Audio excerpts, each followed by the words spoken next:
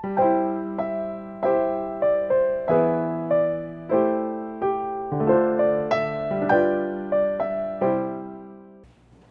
empezamos el capítulo 15. Vamos a leer los versículos 1 al 11, que serán el pasaje que estaremos exponiendo en esta mañana. Primero los Corintios, capítulo 15. Empezamos la lectura en el versículo 1. Ahora les hago saber, hermanos, el evangelio que les prediqué, el cual también ustedes recibieron, en el cual también están firmes, por el cual también son salvos, si retienen la palabra que les prediqué, a no ser que hayan creído en vano. Porque yo les entregué en primer lugar lo mismo que recibí, que Cristo murió por nuestros pecados, conforme a las Escrituras, que fue sepultado y que resucitó al tercer día, conforme a las Escrituras, que se apareció a Cefas y después a los 12. Luego se apareció a más de 500 hermanos a la vez, la mayoría de los cuales viven aún, pero algunos ya duermen. Después se apareció a Jacobo, luego a los 12, luego a todos los apóstoles. Y al último de todos, como a uno nacido fuera de tiempo, se apareció también a mí, porque yo soy el más insignificante de los apóstoles, que no soy digno de ser llamado apóstol, pues perseguí a la iglesia de Dios. Pero por la gracia de Dios soy lo que soy, y su gracia para conmigo no resultó vana. Antes bien he trabajado mucho más que todos ellos, aunque no yo, sino la gracia de Dios en mí. Sin embargo, haya sido yo o ellos, así predicamos y así creyeron ustedes. Vamos a pedir al Señor su bendición. Oh Dios de pura gracia, misericordia y condescendencia para con pecadores indignos como nosotros. Hemos cantado tu gracia en mí, porque reconocemos de corazón que todo lo que somos, tenemos o hemos podido hacer, todo lo debemos a tu gracia eficaz en nuestros corazones.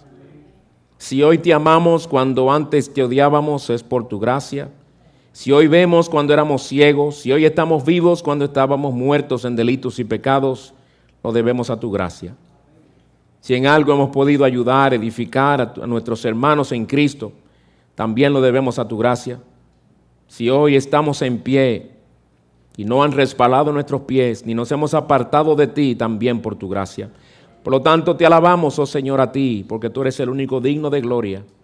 Indignos somos y seguiremos siendo, pero digno es nuestro Salvador, en quien tú nos amas entrañablemente. Y en cuyo nombre venimos a ti para implorarte que en tu misericordia abras nuestros ojos, los ojos de nuestro entendimiento, para entender con claridad tu palabra. Edifícanos, consuélanos, redargúyenos, siga haciendo y perfeccionando tu obra en nosotros. Te lo pedimos en el glorioso nombre de Cristo. Amén. Pues hermanos y amigos, como ya dije, hoy empezamos con el capítulo 15 en esta serie de estudios expositivos de la epístola primera a los Corintios. Y lo que voy a hacer es que voy a dar la idea principal del capítulo completo, ya que es un nuevo capítulo que empezamos, y este capítulo, a diferencia de los demás, trata de un mismo tema, el capítulo completo. Vamos a dar la idea principal del capítulo y luego la idea principal del pasaje que vamos a estudiar, y nuestro hermano lo va a proyectar detrás de mí.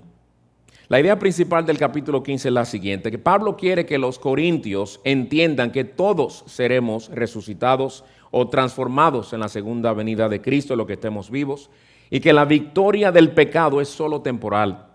Dios derrotará al último enemigo, que es la muerte. La tumba es ciertamente un recordatorio de lo breve que es la vida, pero la resurrección nos asegura que la muerte de nuestros cuerpos será breve, porque seremos resucitados. Y la idea principal del pasaje que vamos a estudiar, los versículos 1 al 11, es la siguiente: como creyentes debemos aferrarnos al Evangelio, el mensaje de la muerte y resurrección de Cristo para salvación de pecadores. Y eso es lo que vamos a estar viendo, espero, con la ayuda del Señor en esta mañana. Pues hermanos y amigos, en el capítulo 15, Pablo deja el tema de los dones espirituales, especialmente su mal uso, que viene tratando de los versículos en los capítulos 12, 13 y 14, para ahora empezar un nuevo tema, y lo muy de seguro porque le habían hecho una pregunta al respecto, o él se enteró de que estaban un poco confundidos con el tema. Y ciertamente era así, eso lo veremos a partir del versículo 12 en nuestro próximo estudio. Pero antes de entrar de lleno en su tema, Pablo les recuerda sobre el evangelio, sobre el mensaje que él les había llevado a ellos, porque esto de la resurrección se desprende del evangelio. Dice el versículo 1, ahora les hago saber, hermanos, el evangelio. No que ellos no lo sabían, más bien Pablo les está recordando sobre el contenido de ese glorioso mensaje. Les recuerda de ese mensaje que habla de la muerte expiatoria de Cristo y también de su gloriosa resurrección. En nuestro pasaje hoy, los versículos 1 al 11, vamos a ver algunos de los elementos de este mensaje del Evangelio de Cristo que Pablo plantea a los corintios como introducción al tema de todo este capítulo, que es la resurrección de los muertos. Pues bien, hermanos, ¿qué nos dice Pablo en este pasaje que vamos a estudiar sobre el Evangelio?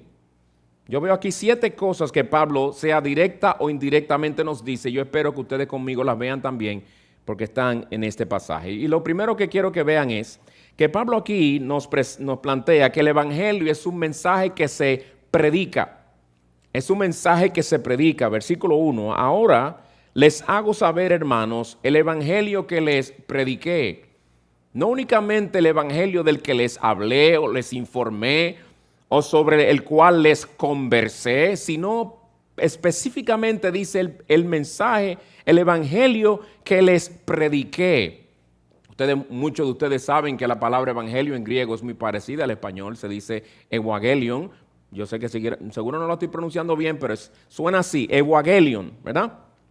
El verbo que Pablo usa aquí cuando dice les prediqué es el verbo evangelizo, se parece evangelizar, ¿verdad? Y ese verbo realmente lo que significa es proclamar buenas nuevas. Proclamar buenas nuevas o proclamar buenas noticias. Proclamar, el verbo proclamar en la Real Academia Española lo define de esta manera, es publicar en alta voz algo para que se haga notorio a todos. Es publicar algo en alta voz para que todos lo sepan, para que todos lo conozcan. Pues Pablo les está diciendo a ellos que le quería recordar a ellos del evangelio que él les proclamó a ellos.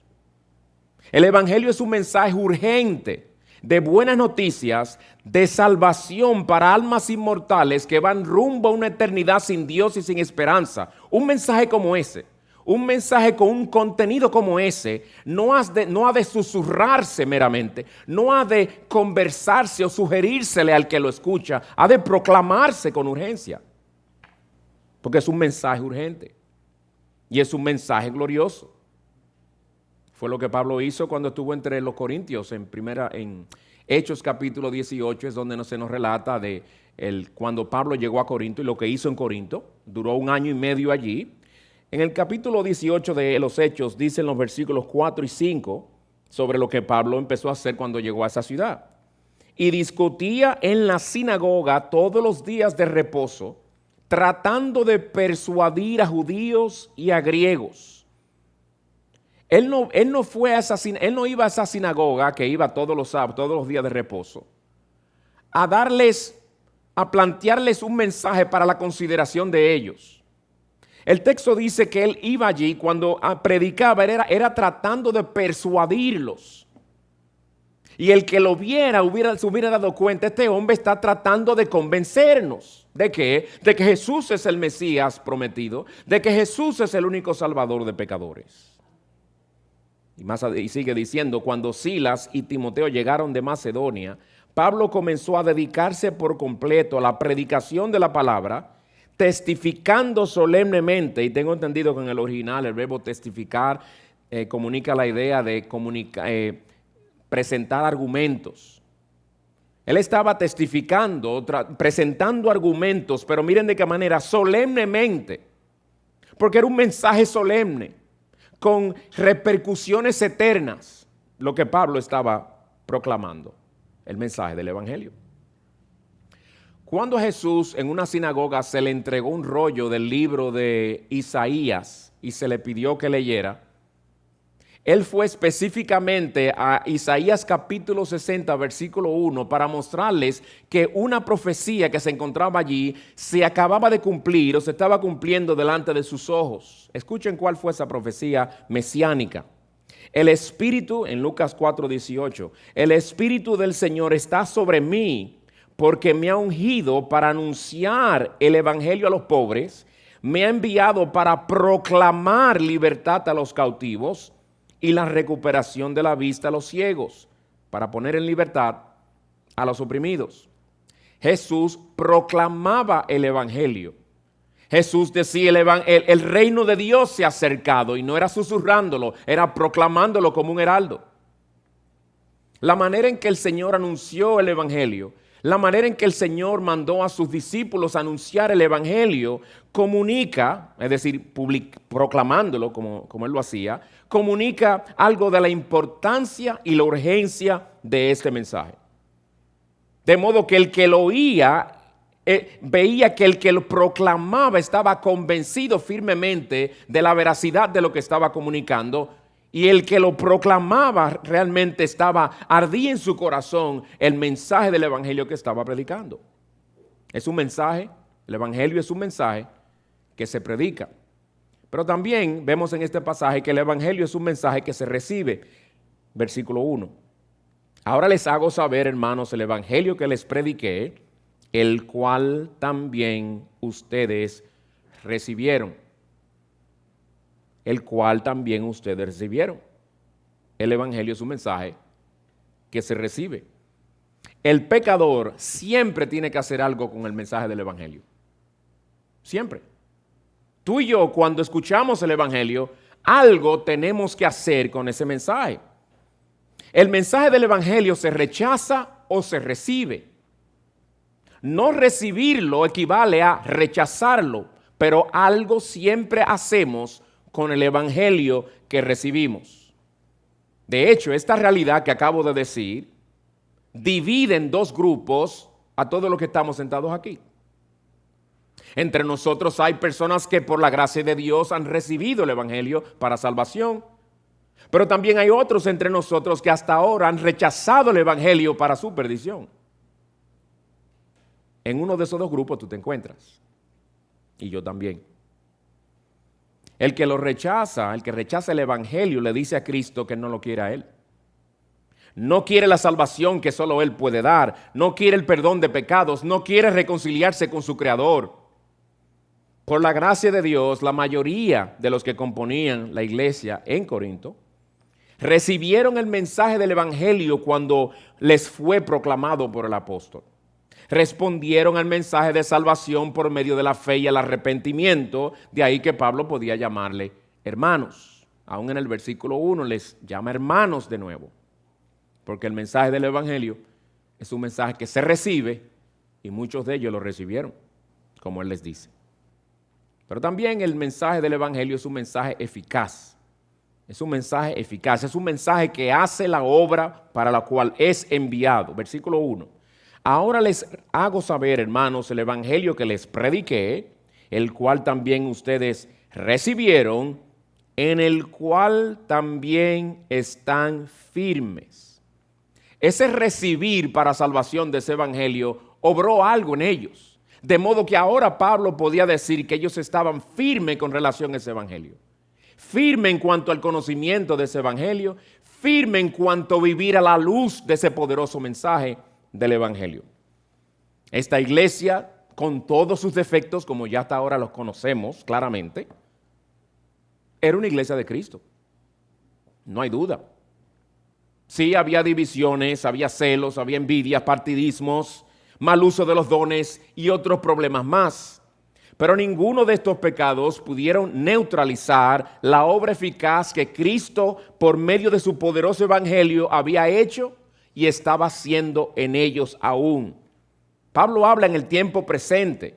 Dice en el cual, es decir, en ese evangelio, también están en el presente firmes. Ellos tenían muchas cosas malas, pero ellos no habían negado a Cristo.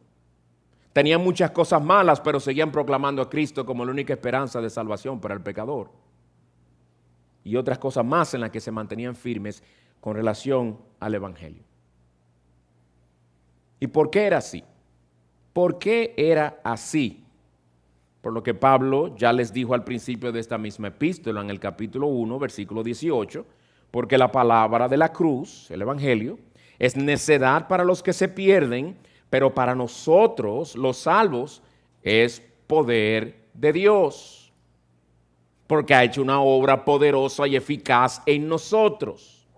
Y en el versículo 30 de ese mismo capítulo dice Pablo, pero por obra suya, por obra de Dios, están ustedes en Cristo Jesús. No porque son más sabios, no porque son más inteligentes, por obra suya. Es una obra eficaz y poderosa.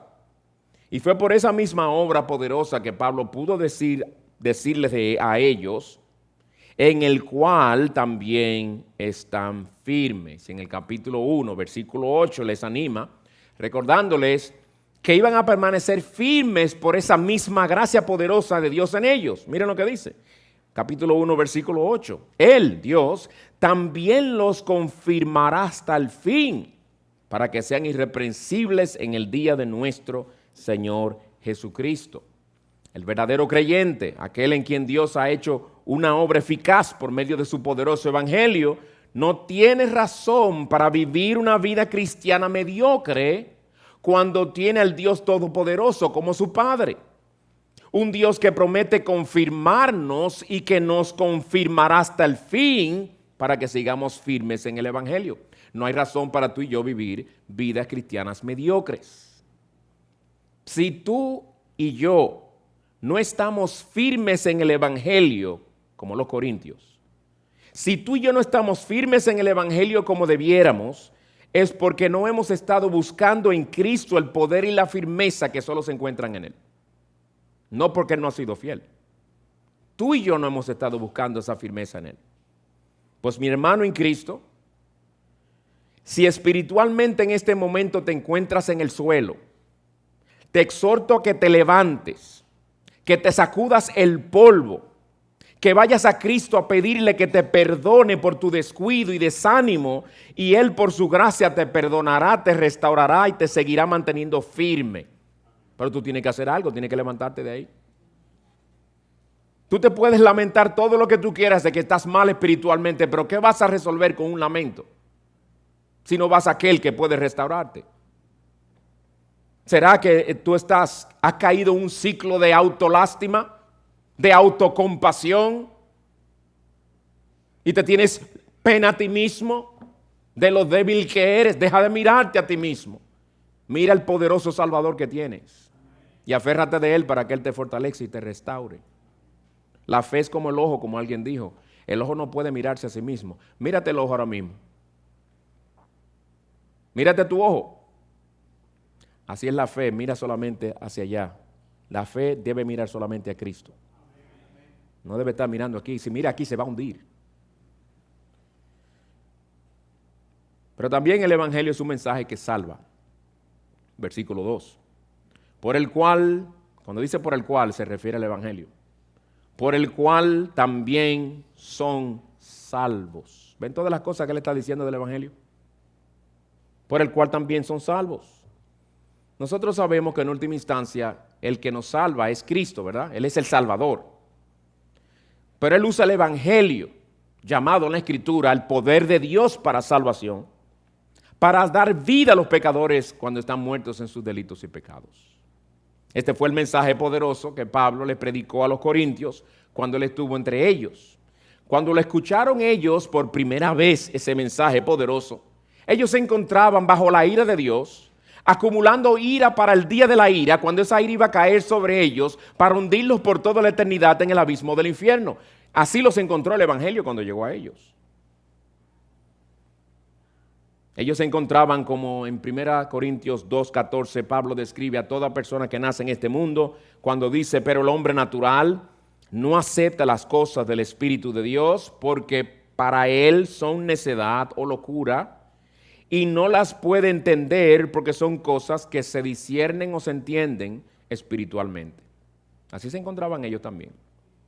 Pero por su gran amor y gracia, El Señor bendijo la proclamación del evangelio que escucharon ese día, les dio vida por medio de ese evangelio y los salvó de sus pecados y de sus consecuencias eternas. De modo que Pablo pudo decir de ellos aquí, por el cual también son salvos.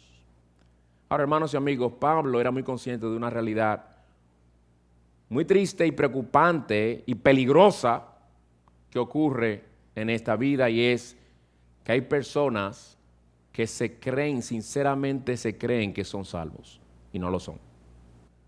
Es una realidad. Y es precisamente por eso que Pablo añade en el versículo 2 lo que debería servir de advertencia para todo aquel que profesa ser cristiano. Por el cual también son salvos si retienen la palabra que les prediqué, a no ser que hayan creído en vano. Hermanos, cuando Pablo aquí usa ese sí condicional, al decir si retienen la palabra, no lo usa queriendo decirles a ellos que ellos serán salvos en tanto que ellos hagan ciertas cosas, como si la salvación dependiera de sus hechos.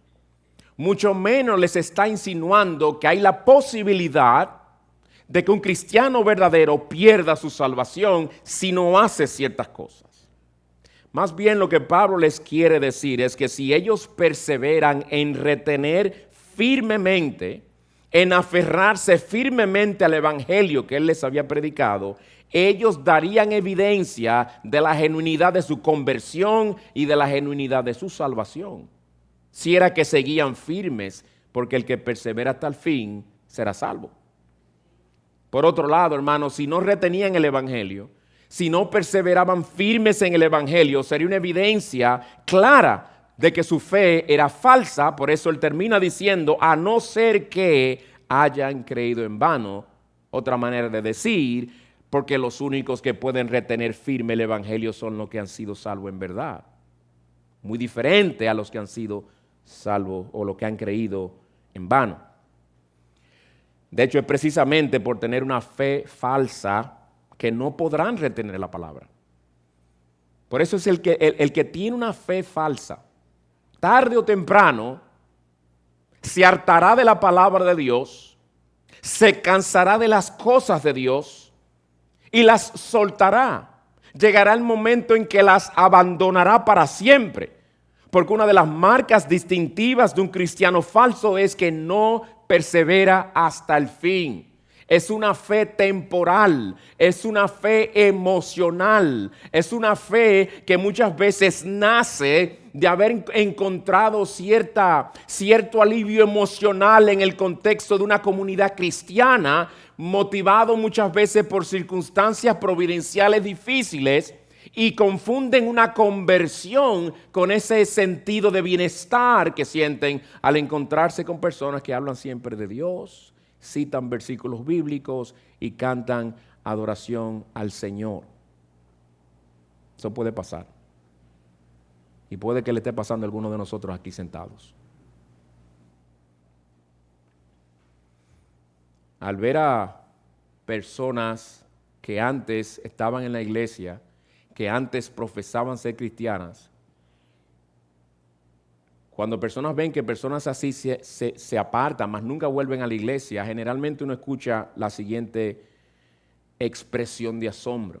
Pero ¿cómo va a ser que fulano, que fulana, ya no busca del Señor, está de cabeza en el mundo y entregado de vuelta a su pecado, cuando esa persona se crió en el evangelio? Hermanos, una persona puede nacer en el evangelio en el sentido de que nació en una familia cristiana y fue criado en el contexto de una familia cristiana. Pero hay una gran diferencia entre nacer en el evangelio y que el evangelio nazca en uno para salvación. Dos cosas totalmente diferentes. Esa expresión, yo nací en el evangelio, yo animaría a ustedes que dejen de usarla. Primero, no es bíblica.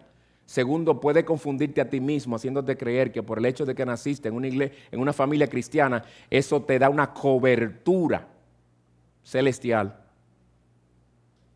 y salvífica, cuando ese no es un concepto bíblico. Que tú no te acuerdes cuándo viniste el Señor porque fue una temprana edad, eso es otra cosa. Pero nací en el evangelio tiene que nacer en ti y se verá la evidencia de ello. Pues hermanos, hay una fe verdadera y hay una fe falsa. Eso lo enseña toda la Escritura. Y aquí en este versículo 2 se hace mención de esa realidad. Hay fe falsa, hay fe verdadera. Ambas existen. Aun cuando el Señor Jesucristo proclamó el Evangelio, hubo personas que creyeron para salvación y hubo otras que creyeron con una fe falsa. Miren el capítulo 2 de Juan, versículos 23 al 25. Cuando Jesús estaba en Jerusalén durante la fiesta de la Pascua, muchos creyeron en su nombre al ver las señales que hacía. Hay una gran diferencia entre creer en su nombre porque vieron lo perdido que estaban y lo vieron a Él como su única esperanza de salvación. Pero creer en que Él es asombroso, creer en que Él tiene que haber venido de Dios, creer que Él es un profeta, al ver cosas que Él hizo, es otra clase de fe. Miren la consecuencia de eso, o las implicaciones. Sigue diciendo, pero Jesús, en cambio, no se confiaba de ellos. Pero ellos creyeron, no dice ahí, pero Él no lo confiaba. Él no creía que su fe era verdadera porque no lo era. Pero Jesús, en cambio, no se confiaba en ellos porque los conocía a todos y no tenía necesidad de que nadie le diera testimonio del hombre, porque Él conocía lo que había en el interior del hombre. Porque ese que tiene una fe falsa viene a la iglesia, pero lo que hay adentro lo conoce el Señor. En los evangelios vemos que el Señor Jesucristo varias veces nos advierte de personas cuya fe fue una fe falsa. Y eso debe servir de advertencia para nosotros, hermanos. Son muchas las veces. Solo por mencionar algunas, el Señor Jesucristo habla de una casa edificada sobre un fundamento de arena. El Señor Jesucristo nos habla de vírgenes que no tenían aceite en sus lámparas.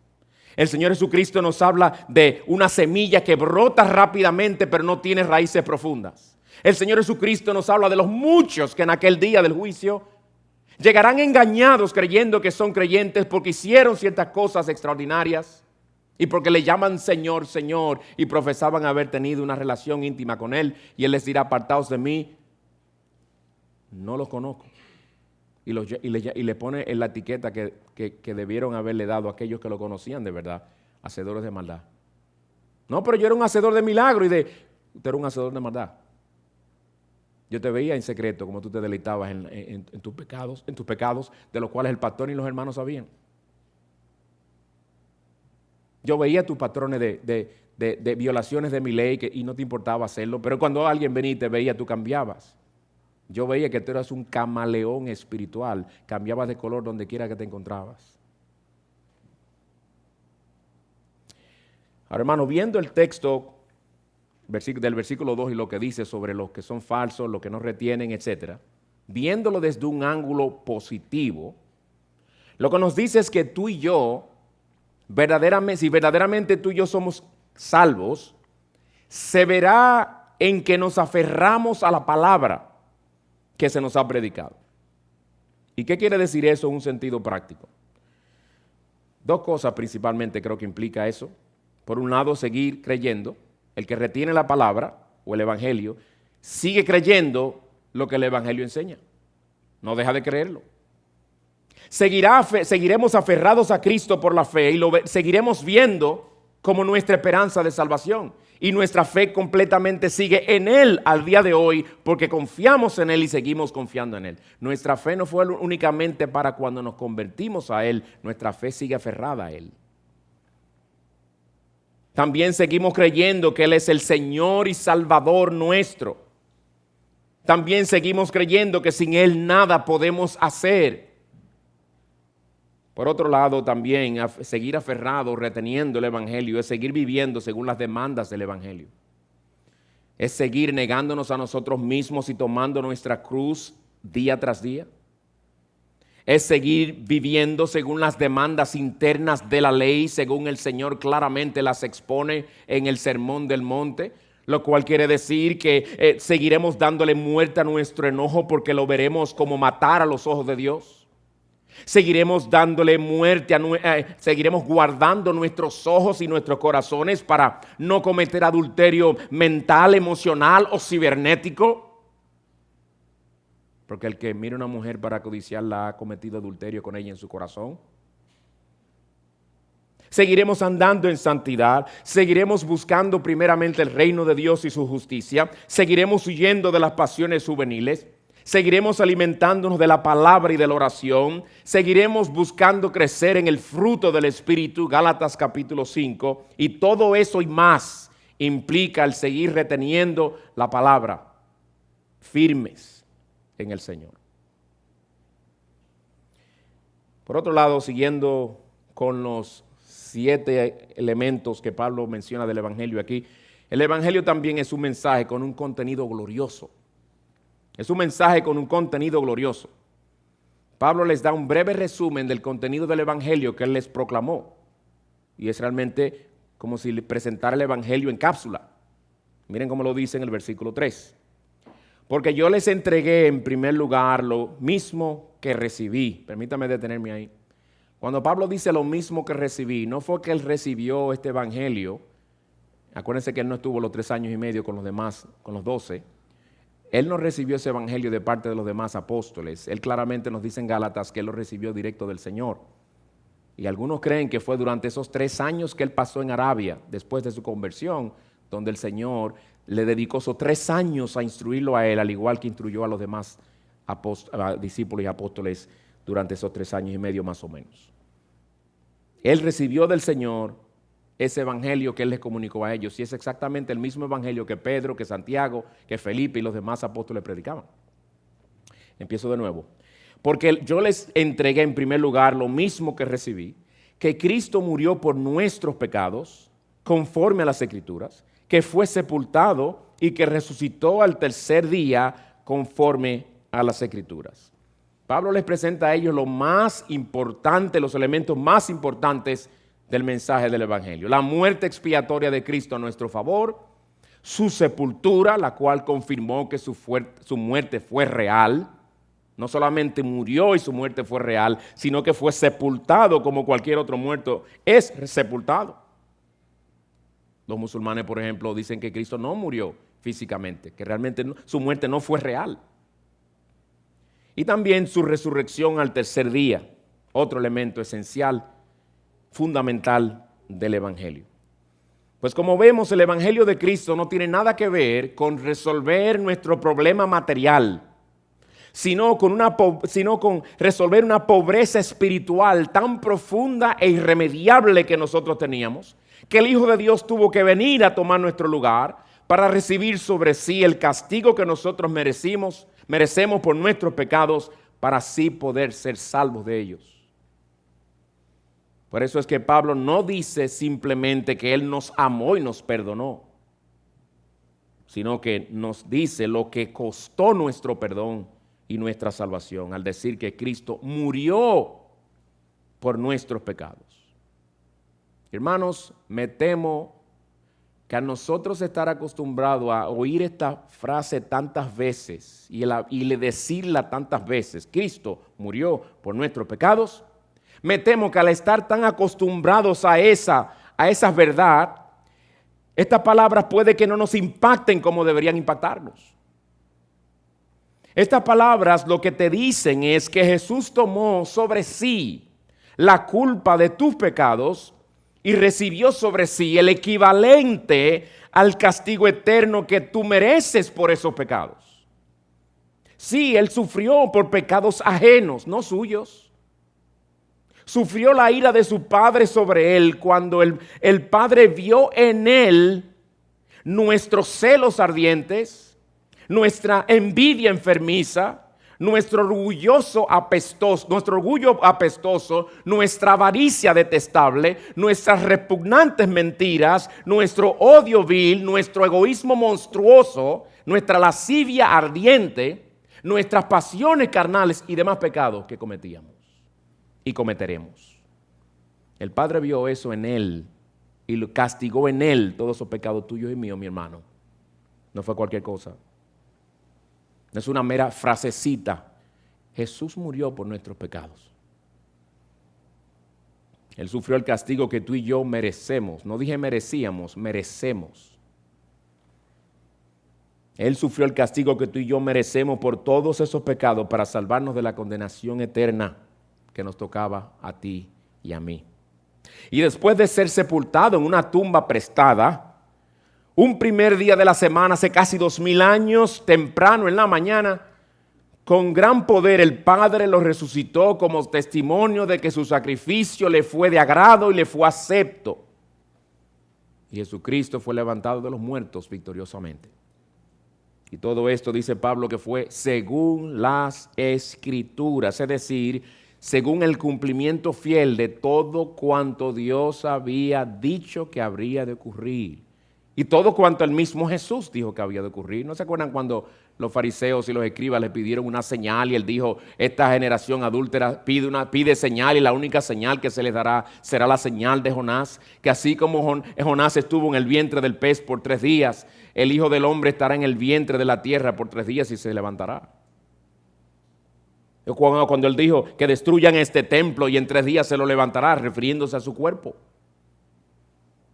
Y él también se lo dijo varias veces a sus discípulos, los cuales estaban en el aire, no entendían de qué estaba hablando, pero sí les habló de su resurrección. Pero algo más que en este pasaje Pablo nos dice sobre el Evangelio es que el Evangelio es un mensaje con evidencia histórica. Con evidencia histórica y testigos oculares. No está ahí, pero lo añadí ahora. El Evangelio es un mensaje con evidencia histórica y testigos oculares. Versículos 5 al 8. Que se apareció a Cefas, es decir, eso es parte de lo que él también les comunicó a ellos. Que se apareció a Cefas, que es Pedro, y después a los 12. Luego se apareció a más de 500 hermanos a la vez, la mayoría de los cuales viven aún, pero algunos ya duermen. Después se apareció a Jacobo, luego a a todos los apóstoles, y al último de todos, como uno nacido fuera de tiempo, se me apareció también a mí. Como ven, 4 veces el apóstol Pablo menciona se apareció, se apareció. En otras palabras, Pablo está diciendo, fue un hecho histórico real y hubo testigos oculares de la realidad de que Jesús, el Hijo de Dios, fue levantado de los muertos. El hecho de que Jesús resucitó según las Escrituras debería bastar. Pero al Señor le plugo dejar testigos oculares de tal acontecimiento real e histórico. Y creo que lo hizo quizás por 2 razones. Por un lado, para animar los corazones de sus discípulos. Y por otro, para fortalecer su fe también. ¿Recuerdan cómo ya ellos estaban? Habían ya tirado la toalla, algunos volvieron a la pesca, otros ya andaban por el camino de Maús, en camino a otra ciudad, se iban lejos de allá de Jerusalén. El Señor se les aparece y los llevó por todas las Escrituras para mostrarles cómo daban testimonio de Él y cómo luego abrió sus ojos para que se dieran cuenta, pero desapareció de entre ellos y estos hermanos se fortalecieron en la fe y regresaron de nuevo a dar testimonio de que el Señor se les apareció. Y Pablo aquí nos presenta estas varias apariciones en un orden cronológico, aunque no nos habla de todas las apariciones que hubo, porque por ejemplo, poco antes del Señor ascender, en aquella playa se les apareció y cuando le hizo a Pedro la pregunta, Pedro, ¿me amas? Eso no aparece aquí. Está hablando de la primera aparición a Pedro. Pero hubo otras apariciones, pero Pablo parece que lo presenta en un orden cronológico. Primero dice que se apareció a Pedro y después a los 12. Y uno leerá eso y seguirá de largo leyendo. Pero si uno se detiene, hermanos, piensa, ¿a quién se le apareció primero? Al que lo negó. Cuán lleno de amor y misericordia y compasión es nuestro Salvador. Desde la última vez que Pedro se encontró con los ojos de Jesús, luego de haberlo negado 3 veces, lo cual lo hizo llorar amargamente, los ojos de él y los de Jesús no se habían encontrado otra vez. Cuando se vuelven a encontrar es porque el Señor quiere darle a Pedro, el negador, el inmenso honor de ser uno de los primeros que le viera. De hecho, cuando las mujeres van a la tumba y la encuentran vacía, el ángel le dice, vayan y díganle a los discípulos y a Pedro que el Señor se va a encontrar con ellos. Le manda un mensaje con nombre a él y a los demás lo agrupa. ¿Cómo se habrá quebrantado el corazón de Pedro y a la vez llenado de alegría y de un sentido de la inmensa grandeza de la gracia de Cristo, que Él no cortó con él, ni lo descartó, sino que hasta se le apareció. Así de misericordioso y compasivo es tu Salvador. Y Él hoy está listo para perdonarte también a ti, mi hermano, si tú has pecado. Y luego, dice, después a los 12. Luego se apareció a más de 500 hermanos a la vez. Si es a la vez, quiere decir que en una de esas apariciones, 500 hermanos por lo menos estaban reunidos, quién sabe si adorando al Señor, y Él se les apareció a ellos allí. Habrá sido en una de esas ocasiones que en el libro de los Hechos se nos dice que el primer día de la semana, mientras estaban reunidos, el Señor se apareció. Puede ser, no sabemos, pero había 500 personas.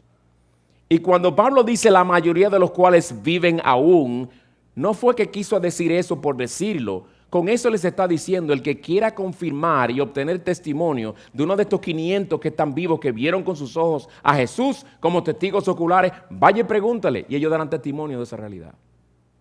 Muy diferente hubiera sido que 3 de ellos lo vieron únicamente, o uno de ellos. 500 hermanos a la vez. Y algunos obviamente ya habían muerto.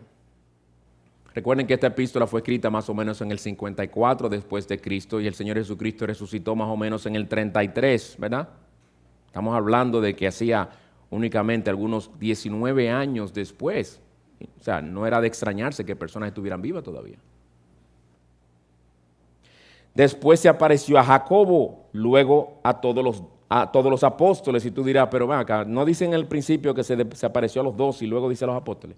Por eso les dije que es cronológico. Se le volvió a aparecer a los 12. Se le volvió a aparecer a los apóstoles. El Señor hizo varias apariciones. Y al último de todos, como a uno nacido fuera de tiempo, se me apareció también a mí. A diferencia de los demás hermanos que tuvieron la experiencia de ver al Jesús resucitado, como creyentes, Pablo tuvo el privilegio de ver a Jesús resucitado cuando se le apareció en camino a Damasco, cuando todavía estaba muerto en sus delitos y pecados. A lo que él hace alusión diciendo como a uno nacido fuera de tiempo. Un bebé nacido fuera de tiempo generalmente es una expresión para decir un niño que nació muerto. Él está hablando de su condición espiritual cuando Jesús se le apareció. Él estaba muerto en delitos y pecados, él estaba perdido. Y se le apareció a él. Pero Pablo dice algo más de sí mismo que nos lleva a lo último que quiero que veamos en este texto, y es que el Evangelio es un mensaje transformador, porque él sigue ampliando lo que él quiere decir sobre sí mismo y esa aparición del Señor y lo que implicó para su vida, versículos 9 y 10. Porque yo soy el más insignificante de los apóstoles, que no soy digno de ser llamado apóstol. Pablo no dice esto para que le cojan lástima. Él dice ¿por qué? Pues perseguí a la iglesia de Dios, pero por la gracia de Dios soy lo que soy, y su gracia para conmigo no resultó vana, antes bien he trabajado mucho más que todos ellos, aunque no yo, sino la gracia de Dios en mí. Si pueden ver esas partes que están en amarillo, son las partes que cuando estoy leyendo un pasaje y estoy analizándolo, voy marcando como diciendo, eso resalta. ¿Qué está resaltando ahí? Que lo que él dice de él, que él es el más insignificante, dice también que no es digno. Lo que hizo, persiguió a la iglesia de Dios. ¿Por qué hubo un cambio? La gracia de Dios. Por eso no soy lo que soy. Son cosas que yo le animo a ustedes a hacerlo en su propia lectura personal de la Escritura, hermanos. No lean rápido, no lean por encima, no lean superficialmente la palabra de Dios. Pablo nunca se olvidó de lo indigno que era y seguía siendo. Versículo 9, porque yo soy, no dice yo fui. Yo soy el más insignificante de los apóstoles, que no soy, no fui, soy. En el presente no soy digno de ser llamado apóstol. ¿Por qué? Porque entre los tantos pecados que él cometía, entre los tantos se ve que según Romanos 7, la codicia era uno de ellos, pero también el que él menciona es el pecado que en varias ocasiones, dando su testimonio, él menciona, era lo que más tristeza le causaba, pues perseguí a la iglesia de Dios.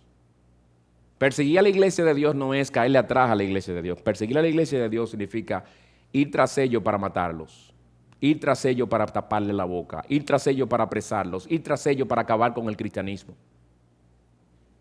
Pero Cristo tuvo misericordia de él.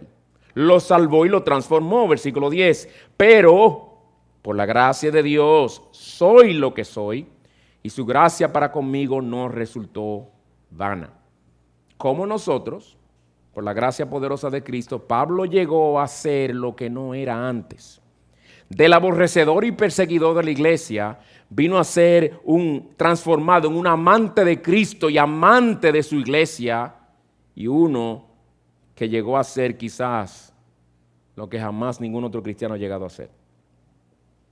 Y Pablo seguía viendo la gracia de Cristo en él, al haberle dado el inmenso privilegio, oigan esto, de trabajar para el avance de la iglesia que él trató de destruir. ¡Qué glorioso! Antes bien, he trabajado mucho más que todos ellos.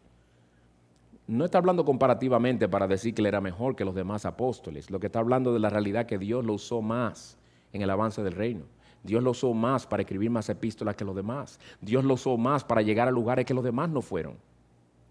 Antes bien, he trabajado mucho más que todos ellos, aunque no yo, sino la gracia de Dios en mí. Su humildad no le permitía negar todo lo que Dios había hecho a través de él, pero su humildad siempre le llevaba a recordar que todo lo que había logrado era por pura gracia de Cristo, y por eso le daba la gloria solamente a él. Y Pablo resume todo y se conecta, lo conecta con lo que ya dijo en el versículo 1, en el versículo 11, cuando concluye diciendo esta parte: sin embargo, haya sido yo o ellos, haya sido yo el que he hecho más que los demás, que les prediqué el evangelio, o hayan sido ellos el que se los hubiera predicado, lo importante es esto: así predicamos, así como proclamamos el evangelio y proclamamos que Jesús murió por nuestros pecados, fue sepultado y resucitado, etcétera, lo que vimos, y así creyeron ustedes por obra suya. Por obra suya lo recibieron, por obra suya fueron transformados, etcétera, etcétera. Pues bien, hermano, esta es la exposición de lo que dicen estos versículos, del 1 al 11. Espero que hayan entendido. El que se quede con alguna duda, pregúnteme, como siempre. Pueden hacerlo. Permítame mencionar 3 aplicaciones, 2 para nosotros y 1 para aquellos amigos que no conocen a Cristo, que están entre nosotros de visita. En primer lugar, hermanos, o todo aquel que profesa ser cristiano en este lugar, examinémonos para asegurarnos de que no hemos creído en vano. Examinémonos para asegurarnos de que no hemos creído en vano. Yo le aseguro que si una persona no se preocupó por la condición de su alma, no se preocupó por ver si realmente era cristiano o no en este mundo, y murió en esa situación, murió en esa condición de engaño, hoy se encuentra sufriendo los horrendos tormentos del infierno. Pero le voy a decir algo, de lo que esa persona jamás se jactará. Esa persona jamás se jactará de habernos engañado a nosotros, haciéndonos creer que era cristiano. Eso no es razón para jactarse. Bueno, no te jactes de eso aquí. No te jactes haciéndote pensar o sintiéndote cómodo que las personas te llaman hermano o hermana, que los hermanos te reciben como tal y que la gente cree que tú eres, cuando tú sabes en lo interior de tu ser, por la conciencia que tienes, de que realmente vives una vida de espaldas a Dios y vives entregado a tu pecado. Y que Cristo no significa nada para ti. Y que Cristo es como una muleta de la buena suerte. Y Cristo es un ungüento para tu conciencia, para calmarte un poco los tormentos de los aguijones que sientes, de la culpa con la que cargas, porque sabes que todavía estás perdido. Eso no resuelve nada. Por lo menos a nosotros, tú no podrás engañar, pero mi preocupación es por tu alma. Examínate para ver si en verdad te has creído. ¿Quién es Cristo para ti? ¿Cuán importante es su voluntad para ti? ¿Cuán dispuesto estás a cortar con todo aquello que tú sabes que le desagrada? ¿Cuánto deseas realmente ser más santo, más apartado de todo aquello que le ofende? ¿Cuánto deseas ser más como Cristo, más humilde, manso, lleno de amor, misericordia, compasión? ¿Cuánto amas su palabra? ¿Cuánto te deleitas en su ley? ¿Cuánto te deleitas en exaltar su nombre y darle a él toda la gloria? De cuánto gozo es para ti es reunirte con el pueblo de Dios, adorar su nombre y tener comunión con los hermanos. porque entiendes que solo en Cristo hay palabras de vida eterna y que tu mayor deleite es con aquellos que aman y temen al Señor. Pues siéntate. Si necesitas ayuda, hagamos una cita, si tú tienes duda de tu conversión, y hablemos. Con esto no se juega. En segundo lugar, como Pablo, hermanos, siempre recordemos nuestra indignidad, pero nunca olvidemos la gracia de Dios. Siempre recordemos nuestra indignidad. Siempre recuerda, mi hermano, que tú no mereces la salvación que recibiste. Tú no eres salvo hoy porque te cogió con él la Biblia, a diferencia de tu amigo que no lee la Biblia. No, tú no eres salvo porque te cogió con él la Biblia. Si te cogió con él en la Biblia fue que el Espíritu Santo puso ese deseo en ti para llevarte a la verdad. Todo se lo debes a la gracia de Cristo. Jamás te jactes. Aun cuando compartas el Evangelio, cuidado con decir, es que los impíos son así, los impíos no quieren saber de Dios. Hoy tú, ¿te olvidaste de la cantera de donde fuiste cortado? ¿Te olvidaste de dónde te sacó el Señor? Nosotros somos mendigos diciéndole a otros mendigos, ¿dónde encontramos el pan gratis que se nos dio? Somos indignos como ellos. Tú no eres superior ni yo tampoco. Da de gracia lo que de gracia recibiste. Dalo con esa actitud humilde, reconociendo que todo lo que tú tienes en Cristo es por su pura gracia. En tercer lugar, amigo que no conoces a Cristo, no sigas rechazando el Evangelio. Si escuchaste el sermón de hoy, me das razón para exhortarte a esto. No sigas rechazando el Evangelio, el glorioso mensaje de salvación en Cristo. Déjame hacerte un par de preguntas. ¿Qué sucederá si tú sigues rechazando las ofertas que recibes por correo de tarjetas de crédito? Tú las rompes, yo no quiero solicitar eso y la botas en la basura. ¿Qué pasa con eso? Nada, que tú decidiste no solicitarla. No hay consecuencias. Sigue viviendo tu vida. ¿Cuáles son las consecuencias de no hacerle caso a aquel concesionario que quiere convencerte de que ese carro nuevo es el que tú te tienes que comprar? No son tan grandes las consecuencias. ¿Cuánto será el sufrimiento que experimentarás por no haber comprado una casa cuando estaban más baratas? Que sigues rentando. Pero y ahora te pregunto lo siguiente. ¿Y qué si lo que rechazas es el Evangelio de Cristo y muere con tus pecados sin perdonar? Diferente la cosa. ¿Qué será de ti si hoy sales de este mundo a la eternidad sin Cristo? Si mueres hoy como estás recibiendo, nosotros, si tú mueres hoy, te aseguro algo, nosotros vamos a recibir el aviso que te moriste. Lo lamentaremos. Nos entristecerá y dependiendo la relación que teníamos, lo más seguro, hasta lloraremos. Averiguaremos dónde tendrán tu cuerpo, en qué funeraria. Asistiremos a la funeraria a consolar a tus seres queridos. Y algunos de nosotros quizás pueda ir al día del entierro. Pero mientras todas esas cosas estén sucediendo aquí en la tierra de los vivientes, ya tú habrás entrado a los tormentos eternos del infierno de lo que tanto escuchaste. Ya para ese entonces llevarás solo unos cuantos días lamentando lo que por la eternidad lamentarás. Lamentarás el saber que mientras te encuentras allí en ese lugar de tormentos, hay una cantidad innumerable de pecadores perdonados disfrutando de la gloriosa presencia de Cristo. Lamentarás las tantas oportunidades despreciadas que Dios te dio para confiar en Cristo y arrepentirte de tus pecados. Lamentarás el haber sido un rebelde contra tus padres que te proclamaban el Evangelio con urgencia. Y aquellos amigos tuyos que te daban a conocer de Cristo, tú los rechazabas. Lamentarás eso. Lamentarás haber sido indiferente al Evangelio. Lamentarás las veces que rechazaste a Cristo. Lamentarás las veces que quisiste que se acabara el sermón.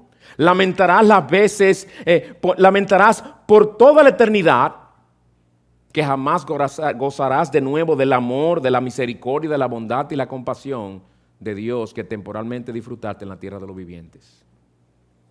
¿Es eso lo que tú quieres para ti? Bueno, te puedo decir que no es lo que el Señor quiere para ti, porque Él dice, yo no quiero la muerte del impío, sino que el impío se vuelva y viva. Tú no tienes que lamentar todas estas cosas en el infierno, porque hay un Salvador misericordioso que te puede salvar hoy. Pues amigo, en vez de seguirlos rechazando, lamenta hoy tus pecados. Lamenta hoy tu rebeldía contra Él. Lamenta todo tu desprecio de Cristo hoy. Arrepiéntete de todos tus pecados. Dale la espalda a tus pecados. Ve a Cristo confiando en Él como tu único Salvador. Y Él no te echará fuera, sino que te salvará. Confía en Él, que solo en Él hay salvación. Él perdonará todos tus pecados. Jamás se acordará de ellos. Te hará un hijo de Dios, del Dios que hizo este inmenso universo. Pondrá en tu corazón un verdadero amor por Él. Para ti el vivir será Cristo y el morir ganancia. Y podrás dar la gloria a Dios, porque un día te envió ese evangelio poderoso que es poder suyo para salvación. Y junto con nosotros podrás exaltar su gloria, su gracia aquí y por la eternidad. Que así sea. Vamos a orar. Señor de los cielos, te alabamos porque grande es tu gracia y tu misericordia para con pecadores como nosotros. Gracias por el contenido de este pasaje, por todo lo que nos dice del evangelio. Señor, ayúdanos a estar más involucrados en estas cosas, más impactados con el mensaje del evangelio que antes, más impactados y asombrados con la hermosura de nuestro Salvador. Aumenta nuestro amor por Él, Señor, que para nosotros en verdad el vivir sea Cristo. Glorifica tu nombre salvando pecadores entre nosotros, para que no lamenten por siempre el haberte rechazado a ti. Tú eres grande en misericordia, te deleitas en salvar pecadores. Señor, te rogamos que lo hagas hoy, para que haya gozo en la presencia de tus santos ángeles. Te pedimos esto en Cristo. Amén.